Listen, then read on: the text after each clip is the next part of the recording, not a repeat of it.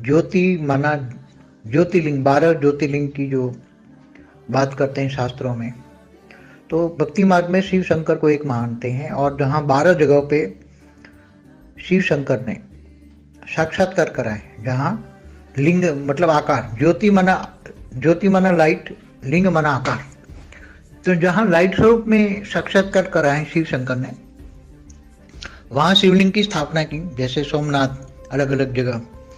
तो 12 ज्योतिर्लिंग में 12 साक्षात्कार हुए, तो उनकी पूजा करते हैं। मतलब ज्योति काया शरीर को कहते हैं, शंकर की शरीर को ज्योति कहते हैं, लाइट स्वरूप में प्रत्यक्ष हुआ, साक्षात्कार किया लाइट स्वरूप में, तो उसको लाइट स्वरूप में मानते हैं।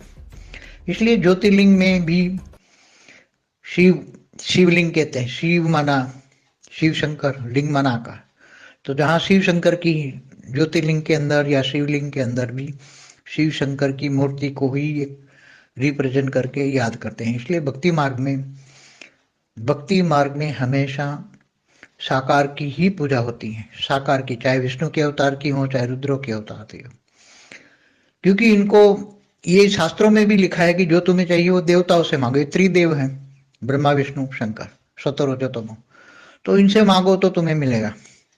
बाकी जो निराकार, जो परब्रह्म परमेश्वर, शास्त्रों में लिखा है निर्गुण निराकार, उसका नाम रूप रंग कुछ भी नहीं है, तो इन लोगों ने शिव रख दिया, बीके वालों ने जैसे शिव रख दिया, हम भी निराकार शिव कहते हैं, क्योंकि समझाने के लिए निराकार शिव है कहते हैं। वास्तव में तो जो निर्गुण निराकार परब्रह्म परमेश्वर जिनको कहते हैं, उनका रूप रंग आकार कुछ भी नहीं है। तो निर्गुण है, तो कोई गुण सतोरजतमो से परे है, निर्गुण है, निराकार है, कर्मातीत है, भावातीत है, भावनाओं से परे है, किसी की भावनाओं का लेप छेप नहीं लगता। तो कोई कितना भी उसको याद करे, कोई भी भक्त डायरेक्ट निराकार को भी याद करे, कितना, तो वो तो भावातीत है, भावनाओं में आता ही नहीं है, वो तो भावनाओं में आता ही नहीं है। तो भावनाओं में जब ये आता नहीं है, जब तुम्हारे संकल्पों को भी वो पकड़ेगा नहीं, क्योंकि गुणातीत है, तुम्हारे संकल्प नहीं पकड़ेगा, भावनाओं में नहीं आएगा। और भक्ति मार्ग, भक्ति की जब मूर्ति की पूजा करता है, तो मूर्ति में भावना होता है, तो भावनाओं में वो भावातीत, भावनाओं में आता है, तो भावना माना प्यार, प्यार होता है, तो प्यार से पावर मिलता है।